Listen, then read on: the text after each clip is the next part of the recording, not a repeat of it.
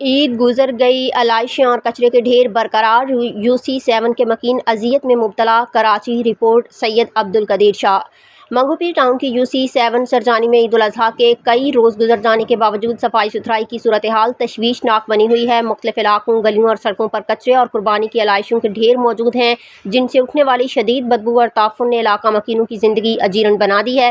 مقامی رہائشیوں نے Sindh solid waste management board کی کارکردگی پر شدید تحفظات کا اظہار کرتے ہوئے کہا ہے کہ عید کے بعد فوری صفائی کے دعوے محض اعلانات تک محدود رہے۔ کئی دن گزرنے کے باوجود متعدد علاقوں سے کچرا نہیں اٹھایا گیا، جس کے باعث ماحولیاتی آلودگی اور مختلف بیماریوں کے پھیلنے کا خدشہ پیدا ہو گیا ہے۔